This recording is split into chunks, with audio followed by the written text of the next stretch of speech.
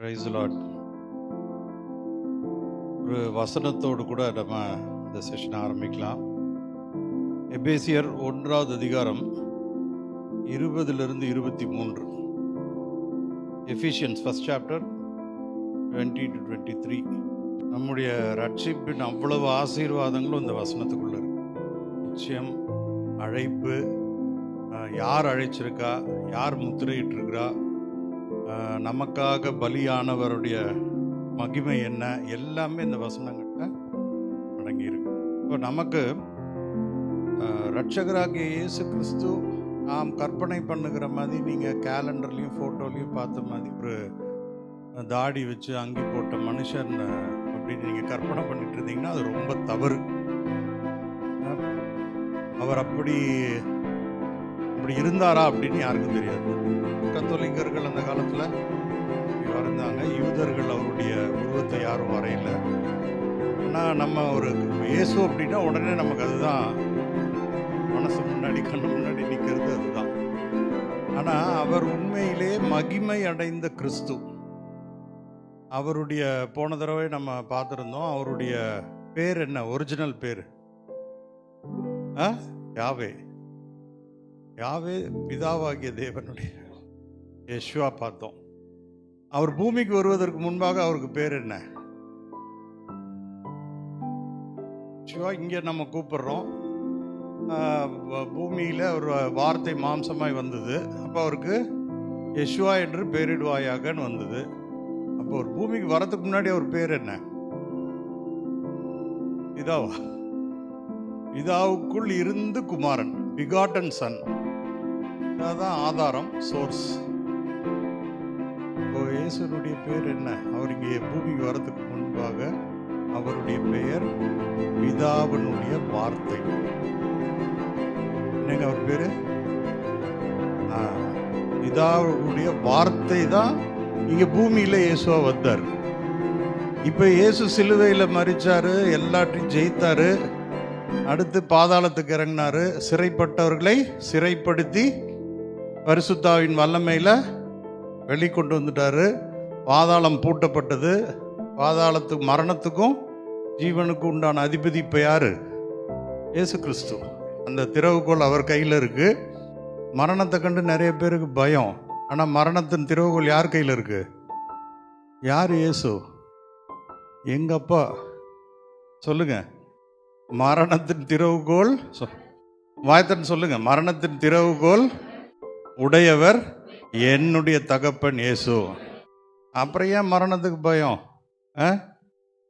நமக்கு எல்லா உரிமையும் கொடுத்துருக்காரு. நம்ம எவ்வளோ நாள் இருக்கணுமோ ஆரோக்கியமாக ஆசீர்வாதமாக இருப்போம். எப்போ நம்மளை பரலோகத்துக்கு கொண்டு போகணுமோ வேதனை இல்லாமல் வியாதி இல்லாமல் ஆண்டவர் கொண்டு போவார். ஏன்னா அவர் தான் மரணத்தின் அதிபதி. ஆனால் பிசாசு வஞ்சிக்கிறவன். என்னங்க? வஞ்சிக்கிறவன். எதை எடுத்தாலும் உண்மை என்ன பண்ணுவான்? திருச்சி திருச்சி திருச்சி திருச்சி நம்ம திருச்சி இல்லை, அதை ட்விஸ்ட் பண்ணி தப்பு தப்பாக நம்மளுக்கு சொல்லி கொடுத்துருவான். நம்மளும் 2000 வருஷமாக நிறைய விஷயங்கள் தப்பு தப்பாக புரிஞ்சுக்கிட்டு நம்முடைய ஆண்டவரை ஒரு ஷேவ் பண்ணாத தாடியோட, வெட்டாத முடியோட கற்பனை பண்ணிட்டு இருக்கோம். அவர் பரத்தில் மகிமை அடைந்து பிதாவுக்குள்ள என்னவா இருக்கார்? இப்போ அவருக்கு பேர் என்னங்க? இல்ல, பரிசுத்தாவியானவர் பிதாவுக்குள்ளிருந்து செயல்படுகிறவர். ஒரு கடவுள், ஆனா ஒண்ணுதான். ஆனா பிதாவுக்குள்ள இருந்தா குமாரன், பிதாவுக்குள்ள இருந்தா பரிசுத்தாவி. அப்போ மகிமை அடைந்த கிறிஸ்துக்கு மறுபடியும் என்னங்க பேர் பரலோகத்துல? பிதாவுனுடைய வார்த்தை. வானமும் பூமியும் ஒழிந்து போனாலும் வார்த்தை ஒழிந்து போகாது. கிறிஸ்து யாராலும் ஒழிக்கவே முடியாது. இந்த வசனங்கள் நம்ம படிச்சதுல என்ன, அதை தான் உறுதிப்படுத்துறார் இல்லையா? அப்போ எது மேல உங்களுடைய நம்பிக்கை இருக்கணும்? பிதாவினுடைய வார்த்தை. சொல்லுங்க. என்னுடைய விசுவாசம், நம்பிக்கை, ஆதாரம் பிதாவினுடைய வார்த்தை. நீங்க ஜெபிக்கிறீங்களோ ஜெபிக்கலையோ, பைபிள் படிக்கிறீங்களோ படிக்கலையோ, பிதாவினுடைய வார்த்தையில் வல்லமை குறையவே குறையாது. புரியுதுங்களா? நீங்க அந்த வார்த்தையை சொன்னா அந்த வார்த்தை வெறுமையாய் திரும்பி வராது. இதெல்லாம் நான் ஏதோ சொந்தமாக சொல்கிறேன்னா இல்லை பைபிளில் இருக்கா? இருக்கு. புரியுதுங்களா? பிசாசு என்ன பண்ணுறான், நீ வார்த்தையில் இருக்கிற பவர்லாம் விட்டுரு, ஒன்றை பாருன்னு திருப்பிட்டான். நம்ம என்ன பண்ணணும்? யாரை பார்க்கணும்? வார்த்தையின் வல்லமையை பார்க்கணும். வார்த்தையின் வல்லமை தான் வெறுமையாக திரும்பி வராது. பிசாசு என்ன பண்ணிட்டான், நீ சரியா பைபிள் படிக்கல, நீ ஒழுங்கா இல்லை, உன் பழைய யோகிதை இப்படி இருக்கு, இப்படி எல்லாம் நம்மளை சொல்லி எங்க டைவர்ட் பண்ணிட்டான்? நம்மை நோக்கி டைவர்ட் பண்ணிட்டான். கிறிஸ்தவ வாழ்க்கை நம்மை நோக்கி அல்ல, வார்த்தையை நோக்கி. பக்கத்தில் இருக்கவங்களுக்கு கை கொடுத்து சொல்லுங்க, ஏங்க உங்களெல்லாம் நீங்கள் நம்பாதீங்க, நீங்கள் சரியாக ஜெபிக்கலனாலும் பரவாயில்ல, படிக்கலனாலும் பரவாயில்ல, அந்நிய பாஷை பேசலனாலும் பரவாயில்ல, ஆனால் உங்களுக்குள்ள பிதாவினுடைய வார்த்தை இருக்கு, அது போதும். இனி உங்க விசுவாசம் யார் மேல இருக்கணும்? பிதாவினுடைய வார்த்தை மேல இருக்கணும். உங்க மேல நம்பிக்கை வச்சீங்கன்னா ரொம்ப கஷ்டம். ஆனா பிதாவினுடைய வார்த்தை மேல ஒருத்தன் பைபிள்ல படிக்கிறோம் நம்பிக்கை வச்சான். ஒரு செஞ்சுரியன், ரோம, அவனுக்கு என்னங்க தமிழ்ல என்னதுக்கு? போர் சேவகன், நூற்றுக்கு அதிபதியா? அப்போ அவன் என்ன சொல்றான், என் பையனுக்கு உடம்பு சரியில்லை. அப்போ ஏசப்பா என்ன சொல்றாரு, அப்பா நான் உன் வீட்டுக்கு வரேன். அவன் என்ன சொல்றான், இதெல்லாம் வேணாம் ஆண்டவரே, நீங்க ஒரு வார்த்தை சொன்னா போதும், சுகமானானா? ஆனா அப்போ ஏசப்பா என்ன சொன்னாரு, இப்படிப்பட்ட விசுவாசத்தை நான் பார்த்ததில்லை. அப்ப எதனால அப்படி ஒரு சர்டிபிகேட் அவனுக்கு கொடுத்தாரு? அவன் வார்த்தை, விசுவாசம் இல்லைங்க, வார்த்தையின் வல்லமை மேல் அவன் வைத்திருந்த நம்பிக்கை. புரியுதுங்களா? அதனால வார்த்தையின் மேல் வல்லமை இருக்குன்னு நீங்க மண்டையில ஏத்திட்டீங்கன்னா அந்த வார்த்தை வெறுமையா திரும்பி போகாது, வேலை செய்யும். ஆனா நம்ம என்ன பண்றோம், நாள் ஃபுல்லா ஆயிரக்கணக்கில் வார்த்தையை பேசுறோம். பைபிள் வார்த்தையை பேசுறோம், உலக பாஷை வார்த்தையை பேசுகிறோம், கெட்ட வார்த்தை பேசுகிறோம். ஆனால் எதுவும் வேலை செய்ய மாட்டேங்குது. ஏன்னா நீங்கள் வார்த்தையை ஃபோக்கஸ் பண்ணி இல்லை, உங்களை ஃபோக்கஸ் பண்ணி இருக்கீங்க.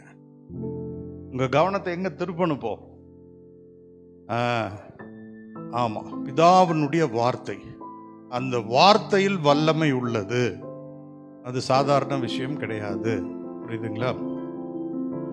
இப்போ இந்த வார்த்தையை நம்ம சரியாக உபயோகித்தால் ரொம்ப ஈஸியாக நம்ம இந்த வாழ்க்கையில் வெற்றி அடையாத விஷயத்தை வெற்றி அடைய முடியும். இது என்னுடைய அனுபவ சாட்சி. இந்த வார்த்தையை மாற்றும் பொழுது வாழ்க்கை மாறும். இப்போ மனுஷன் நல்ல ஆரோக்கியமாக இருக்கணும்னா அவன் என்ன பண்ணணும்? இந்த உலகத்தில் ஆண்டவரெல்லாம் கொஞ்சம் அப்படி சைடில் வச்சுட்டு நம்மளை அனலைஸ் பண்ணுவோம். நல்ல ஆரோக்கியமாக இருக்கணும்னா நம்ம என்ன பண்ணணுங்க? நல்ல ஆரோக்கியமாக சாப்பிடணும். சைவமாக இருந்தால் காய்கறிகள்லாம் நிறையா சாப்பிடணும். அசைவமாக இருந்தால் என்னங்க, நல்ல கறி சாப்பிடணும். அதுவும் எறும்புக்குள்ளே இருக்கிற அது என்னங்க, அதுக்கு பேர் போன் மேரோ, தமிழில் என்ன பேர்? மஜ்ஜை. அது எப்படி சொல்வீங்கன்னு தெரியாது. அதுக்குள்ள என்ன இருக்கு? ஸ்டெம் செல்ஸ் இருக்கு.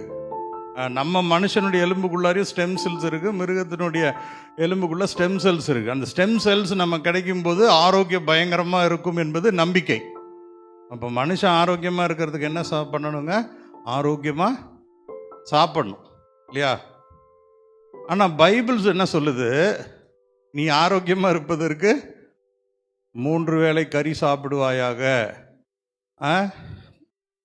எண்ணெய் ஊற்றி ஃப்ரை பண்ணாமல் வேக வைத்து சாப்பிடுவாயாக. அப்படிலாம் பைபிளில் இல்லை. என்ன இருக்கு பைபிளில்? மனுஷன் அப்பத்தினால் மாத்திரம் அல்ல, என்னங்க, தேவனுடைய வார்த்தையினால் பிழைப்பான். தேவனுடைய வார்த்தைன்னா இப்ப என்ன பார்த்தோம்? பிதாவினுடைய வார்த்தையினால் பிழைப்பான். புரியுதுங்களா அந்த ரகசியம்? அப்ப பிதாவினுடைய வார்த்தை நம்ம பேசினா என்ன கிடைக்கும்? பிழைப்போம், ஜீவன் உண்டாகும். இப்போ நல்லா அனலைஸ் பண்ணுங்க. ஒரு மனுஷன் 12 மணி நேரம் முழிச்சிருக்கானா, அவன் நல்ல ஆரோக்கியமாக பிழைப்பதற்கு பிதாவினுடைய வார்த்தையை பேசுகிறோமா? என்னெல்லாம் பேசுகிறோம்? காலை எழுந்தவுடன் காஃபிலேருந்து என்ன நைட்டு தூக்குறவரில் என்ன பேசுகிறோங்க? சாப்பாடு பிரச்சனை, அது சரியில்லை, இது சரியில்லை, ஐயோ அப்பா இது கஷ்டம், அது கஷ்டம், இந்த பிரச்சனை, முடியல, படிக்க முடியல, வேலைக்கு போக முடியல, இந்த கடன் அந்த கடன், இதெல்லாம் பேசினா பைபிள் சொல்லுது பிழைப்போம். அப்படியா? அழிவோம். உன் நாவின் நுனியில் மரணமும் இருக்கு, ஜீவனும் இருக்கு. இப்போ இந்த வசனம் என்ன சொல்லுது? மனுஷன் அப்பத்தினால் மாத்திரமல்ல, தேவனுடைய வார்த்தையை நீ பேசும்போது பிழைப்பாய். ஆனால் நீங்கள் தேவனுடைய வார்த்தையை பேசுறதுக்கு சொல்லித்தரல. யதார்த்தமா எப்படி இருக்கீங்க? என்னமோ போங்க, அப்படியே இழுத்துக்கிட்டு போயிட்டு இருக்கிறோம். இந்த சர்க்கரை கொஞ்சம் இருக்குது, அது கொஞ்சம் இருக்குது, அந்த மாத்திரையை சாப்பிட்றோம், இதை போடுறோம், அந்த பிரச்சனை, ஏதோ ஆண்டவர் வேற சோதிக்கிறாரு. நீங்கள் யோபு இல்லைங்க, அதனால உங்களை பாவம் அவர் ஆண்டவர் சோதிக்கிறார். யோபுக்கு உண்டான சாட்சி நமக்கு இருக்கு. அவருக்கு வேற வேலை இல்லை, பரலோகத்திலிருந்து பார்க்குறாரு. எல்லாம் எவமெல்லாம் சந்தோஷமா இருக்கான் பாரு. இவன் எப்படி சந்தோஷமா இருக்க முடியும்? அனுப்பு, அவனுக்கு சக்கரை வியாதி அனுப்பு, இவனுக்கு பிபி அனுப்பு. உங்களுக்காக தன் உயிரை கொடுத்த தேவன் உங்களை வியாதி அனுப்புவாரா? எவ்வளோ கேவலமான எண்ணம், சிந்தனை பேர் பாருங்க. பரலோகத்திலிருந்து உங்களுக்காக, உங்கள் பாவத்துக்காக மாத்திரமா, வியாதிக்காக, தரித்திரத்துக்காக சிலுவையில் சகலத்தையும் ஜெயித்தார். பாவத்தை மாத்திரம் இல்ல, சாபத்தை மாத்திரம் இல்ல, வியாதியையும் ஜெயித்தார். பாவத்தை ஜெயித்தார மட்டும் பிடிச்சுக்கிட்டோம், வியாதியை விட்டுட்டோம். அதனால நீங்க என்ன பண்ணணும்? சரியான வார்த்தையை பேசும் பொழுது இயேசு என்ன சொல்றாரு? நான் சொந்தத்தில் எதுவாகிலும் பேசுவதில்லை. பிதா என்ன சொல்றாரோ, ஆவியானவர் என்ன சொல்றாரோ அதை மட்டும்தான் பேசுவேன். இப்போ இயேசு கிறிஸ்து நமக்கு ஒரு விசேஷமான காரியத்தை செய்து கொடுத்துட்டு போனார். இந்த யூதர்கள் இருக்காங்க இல்லைங்களா, ரொம்ப வேத ஞானிகள், பழைய ஏற்பாட்டை கரைச்சு குடித்தவர்கள். அவர்கள் லேசில் ஒரு மனுஷனை தீர்க்க தரிசியாகவோ தேவ மனுஷனாவோ ஒத்துக்க மாட்டாங்க. அவங்க ஒருத்தர், நான் தேவ மனுஷன், நான் ஒரு தீர்க்க தரிசி, பிதா என்ன அனுப்புனாருன்னு சொன்னா என்ன பண்ணுவாங்க? அற்புத அடையாளம் நடக்குதா, எலியா மாதிரி, எலிசா மாதிரி, யோசுவா மாதிரி எல்லாம் பார்ப்பாங்க. இப்போ இயேசு கிறிஸ்து என்ன சொல்றாரு? தன்னை, நான் பரலோகத்திலேருந்து வந்தேன், இந்த பூமியிலேருந்து வரல, நான் பிதாவை பார்த்துருக்கேன்றார். யூதர்கள் எல்லாம் டென்ஷன் ஆயிட்டாங்க. என்னடா இவன் சும்மா இங்கே ஆசாரியனா இருந்தான், இவனுக்கு அப்பம் பேரே தெரியாது, இவன் ரப்பி ஆயிட்டான், இப்போ என்ன சொல்கிறான்? பிதாவை நான் பார்த்துருக்கேன், ஆபிரகாம் எனக்கு முன்னாடியே தெரியுங்கிறான், இவனை கல் எடுத்து அடிப்போம். அப்போ இயேசு என்ன பண்ணுறாரு? ஞானஸ்நானம் எடுக்கிறதுக்கு போறாரு இல்லையா? எங்க போறாருங்க? யோர்தான் நதி. இப்போ அண்ணன் காலையில் சொன்னார், என்ன சொன்னாரு? இரண்டாக பிளக்கும் இல்லையா? அதுக்குள்ளாக நடந்து போகணும். யார் கால் வச்சா பழக்கம்? ஆசாரியன் கால் வச்சா இறக்கும். இப்போ யோசுவா, எலியா, எலிசா இவங்க எல்லாமே யோர்தான்ல அற்புத அடையாளங்கள்லாம் செஞ்சாங்க. இப்போ யூதர்கள், சதுசேயரும் பரிசேயர்களும் என்ன செய்கிறாங்க? இயேசு கிறிஸ்து ஞானஸ்நானம் எடுக்கிறதுக்கு யோர்தான் நதிக்கு வரார். இவர் உண்மையிலேயே தேவனுடைய மனுஷனா இருந்தா காலை வச்சா என்ன ஆகணும்?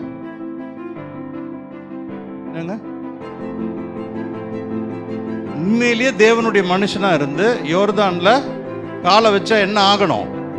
ரெண்டா பிளக்கணும். எல்லாம் அப்படியே ஆர்வத்தோட பார்க்குறாங்க. இயேசு கிறிஸ்து ஞானஸ்நானத்துக்கு இறங்குறாரு. உண்மையிலே தேவனுடைய மனுஷனா இருந்தா என்ன ஆக போகுது? ரெண்டா பிளந்துரும். அப்போ ஒத்துக்கலாம், இவர் தேவனுடைய மனுஷன்தான், இவருக்கு அந்த அங்கீகாரத்தை கொடுத்துடலாம். அப்படியே பார்க்குறாங்க, ஆண்டவர் வராரு, காலை வைக்கிறாரு, உள்ளே போயிட்டாரு, தண்ணி விளக்கல. அப்போ முடிவு பண்ண, ஓ இந்த ஆளு ஃப்ராடு, இவர் தேவ மனுஷன் கிடையாது. எல்லாம் பூமியை பார்த்துக்கிட்டு இருந்தான், ஆனால் வானம் பிளந்தது. ஒரு அல்லேலூயா சொல்லலாமா? வானம் திறந்தது. சாதாரண மனுஷன் அல்ல, யோர்தான் நதி பிளக்கிறதுக்கு வானத்தை திறந்த பரிசுத்த ஆவியானவர் என்ன பண்றாரு? திறந்து இயேசு கிறிஸ்துவின் மேல் இறங்கினார். எப்படிப்பட்ட ஒரு சாட்சி! வானத்தை யாராவது திறக்க முடியுமா? கீழே பார்க்காதீங்க. டேய், வேதத்தை படிச்சு பைபிளை படிச்சு கீழே மண்ணை பார்க்காதீங்க. சொல்லுங்க பக்கத்தில் இருக்கவங்க கிட்ட, ஹலோ, பைபிளை படிச்சு வேதத்தை படிச்சு இந்த பூமியையும் நதியையும் பார்க்காதீங்க, திறந்த வானத்தை பாருங்க. வானம் உங்களுக்காக திறக்கப்பட்டது. சாட்சி யார் சொல்றா? இதோ என்னுடைய நேசகுமாரன், இவர்கள் பிரியமா இருக்கிறேன், இவர் சொல்றபடி செய்யுங்க, கேளுங்க. யார் சொல்றா? பிதாவினுடைய சத்தம். மனுஷன் காலை வச்சு நதி பிறந்து அல்லேலூயா சொல்ற காலம் போய் பிதா சகலத்தையும் உருவாக்குன பிதா சாட்சி சொல்றார். அப்படிப்பட்ட வானத்தை திறந்த அபிஷேகம். அந்த வானம் சில நிமிடங்கள் கழித்து சத்தம் கேட்ட பிறகு மூடிக்கொண்டது. எத்தனாவது வசனம் படிங்க சிஸ்டர்? அத வானம் மூடிக்கொண்டது. அப்படி ஒரு வசனமே கிடையாது, அதெல்லாம் தேடாதீங்க. வானம் மூடிக்கலீங்க, நம்ம மண்டையில மசாலா மூடிடுச்சு, மூளை மூடிடுச்சு. திறந்த வானம் மூடவே இல்லை, 2000 வருஷமா திறந்து தான் இருக்கு. அதுதான் ஆண்டவர் நமக்கு வாங்கி கொடுத்த மிகப்பெரிய ஆசீர்வாதம். உங்களுக்கு டைரக்ட் அசஸ். பரிசுத்த ஆவியானவர் பிதா கிட்ட நம்ம பேசுறதுக்கு திறந்த வானம் இன்றைக்கும் திறந்து தான் இருக்கு. புரியுதுங்களா? அதனால இந்த பூமியை குறித்து சிந்தனை உள்ளவர்களா இருந்தது போறோம், பூமிக்குரிய வார்த்தைகளை பேசினது போறோம். இனிமே என்ன பண்ணுவோம்? பிதாவினுடைய வார்த்தையை அதிகமா பேசுவோம். புரியுதுங்களா?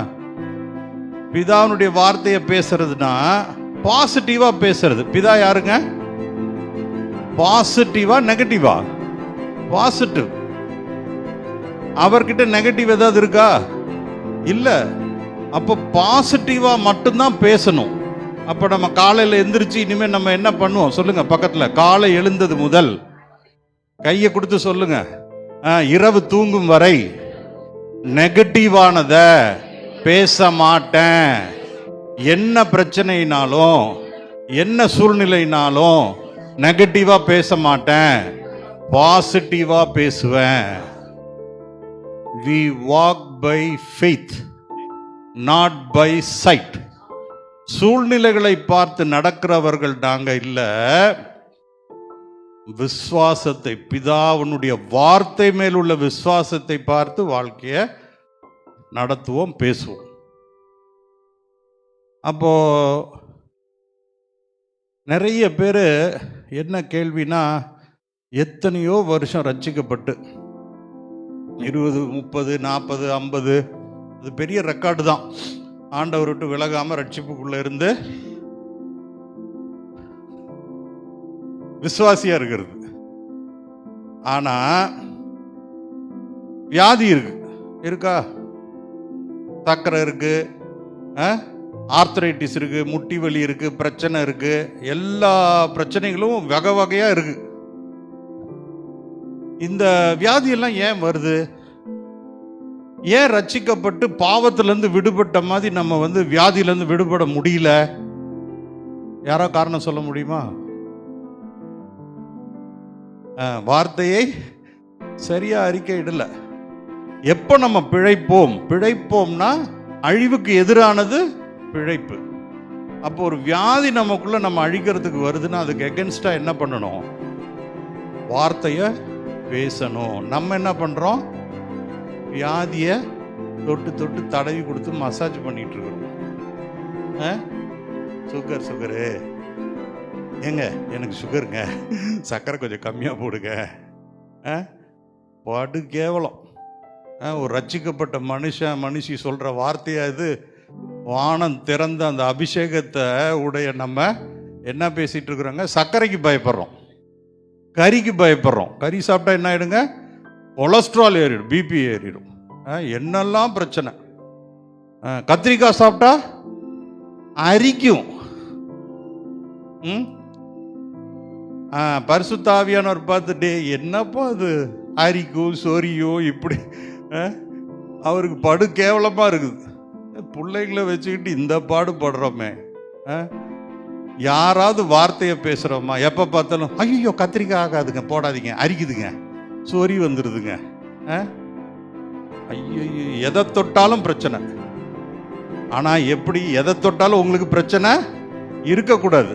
ஏன் இப்படி வியாதி நம்ம கூட குடும்பம் நடத்துதுன்னா, வியாதிக்கு குடும்பம் இருக்குது தெரியுமா உங்களுக்கு? மாமியார் மாமனார் எல்லாம் கூட்டு சேர்ந்துக்கும். சர்க்கரை, பிபி, கொலஸ்ட்ரால், மைக்ரேன் ஹெட்டேக்கு, சைனட்டிஸ், ரைனட்டிஸ், ஆர்த்ரைட்டிஸ், ருமட்டாய்டிசம் எல்லாம் குடும்பம் நடத்திக்கும். எப்போ சரியான வார்த்தை இல்லைன்னா. இன்னொன்று, எல்லாருக்கும் அப்பா அம்மா இருக்காங்களா? இது என்ன கேள்வி? எல்லாருக்கும் அப்பா அம்மா இருக்காங்க. அப்பாவுக்கு ஒரு டிஎன்ஏ இருக்கு, அம்மாவுக்கு ஒரு டிஎன்ஏ இருக்கு. 2 டிஎன்ஏ மிக்ஸ் ஆகி தான் நம்ம வந்திருக்கோம். இப்போ நம்முடைய அணுக்கள் யாரால் உருவாக்கப்பட்டிருக்கு? அம்மா அப்பானுடைய டிஎன்ஏனால உருவாக்கப்பட்டிருக்கு. புரியுதுங்களா? இப்போ அம்மா அப்பாவோட டிஎன்ஏ யாருனால உருவாக்கப்பட்டுச்சு? அவங்க அம்மா அப்பா. அப்படியே போனீங்கன்னா எங்கே போய் நிற்கும்? ஆதாம் ஏவாளுக்கு போய் நிற்கும். ஆதாம் ஏவாள்லேருந்து டிஎன்ஏல பிரச்சனை இருக்குது, ஏன்னா விழுந்து போனவன். ஸோ அந்த டிஎன்ஏ தான் வேலை செய்யுது. அதனால் என்னுடைய டிஎன்ஏ எங்கள் அம்மா அப்பாவோடதுன்னு நீங்கள் நினைச்சீர்கள் என்றால், அதை நினைத்து பேசினீர்கள் என்றால், வியாதி உங்கள் கூட குடும்பம் நடத்தும். இது என்னங்க, இதுதானே உண்மை, இதைத்தானே பேச முடியும். ஆனால் வசனம் என்ன சொல்லுது? அழிவுள்ள வித்துனால் இல்ல, ஜீவனுள்ள வித்துனால நீங்க மறுபடியும் பிறந்தீர்கள். தாய் தகப்பன் அணுல பிறந்து கஷ்டப்பட்டு பாவம், வியாதி, சாபம், தரித்திரத்தில் இருந்தோம். அதுல இருந்து இயேசு கிறிஸ்துவ விசுவாசிச்ச உடனே அவர் மீட்டெடுத்துட்டாரு. இப்போ இந்த உடம்பு யாருடையது? விலைக்கிரயம் கொடுக்கப்பட்டு. யார் விலைக்கிரயம்? இயேசுவே விலைக்கிரயம். வியாதி இல்லாத ஒரு ரத்தத்தை பலி கொடுத்து, தரித்திரம், கஷ்டம், சாபம், பாவம், வியாதி இல்லாத குற்றம் இல்லாத ரத்தத்தை பலி கொடுத்து நம்ம மீட்டெடுத்துட்டார். சரியான பலி. இப்போ இந்த சரீரம் யாருது? வசனம் என்ன சொல்லுது? விசுவாசியே, சகோதரா, சகோதரி, இது உங்க அப்பா அம்மா கொடுத்த சரீரம் போயிடுச்சு, அது டிக்கெட் முடிஞ்சு போச்சு. இயேசு கிறிஸ்துவை ஏற்றுக்கொண்ட பிறகு இது பரிசுத்த ஆவியானவர் வாழுகிற ஆலயம். இதுதான் சத்தியம். என்னைக்கு நீங்க எங்க அம்மா அப்பா அணு எனக்கு உள்ள வேலை செய்யுதுன்னு சொல்றீங்களோ, வியாதி, சாபம், போராட்டம் இதே தான் பிசாசு கொண்டு சேர்த்துக்கிட்டே இருப்பான். உங்க சரீரத்தோட உரிமையை நீங்க என்ன பண்ணணும்? விட்டு கொடுக்கணும் ஆண்டவர்கிட்ட. இது எங்க அப்பா அம்மா அணு இல்ல, பரிசுத்த ஆவியானவர் வாழுகிற ஆலயம். இது என்னுடைய சாட்சி. இதை அனுபவமாக்கி கொண்ட பிறகுதான் ஒவ்வொரு வியாதியா ஜெயிக்க முடிஞ்சது. அப்ப நம்ம டெய்லி என்ன அறிக்கை பண்ணணும்? ஏங்க எனக்கு சக்கரை வியாதி இருக்குங்க, எனக்கு பிபி இருக்குங்க, ஐயோ டைம் அப்பாயின்மெண்ட் மிஸ் ஆயிடுச்சு, இப்போ டாக்டர்கிட்ட போகணும், மெட்ஃபார்மின் 1500 சாப்பிடணும், அதை சாப்பிடணும், இதை சாப்பிடணும். இது அறிக்கை இல்லை. இது என்ன இல்லை, இது பரிசுத்த ஆவியானவர் வாழுகிற ஆலயம். காலையில் எந்திரிச்ச உடனே, பிதாவே இது பரிசுத்த ஆவியானவர் வாழுகிற ஆலயம். இப்போ இந்த பரிசுத்த ஆவியானவர் வாழுகிற ஆலயத்தில் வியாதி இருக்குமா? இருக்க முடியுமா? அதை துரத்துற வேலை யாருது? பரிசுத்த ஆவியானவர். என்றைக்கு பரிசுத்த ஆவியானவர் வாழுகிற ஆலயம்னு விட்டு கொடுக்குறீங்களோ, அந்த சரீரத்தை சுத்தப்படுத்துற வேலை யாருது? அதுதான் அவருடைய ஊழியம்.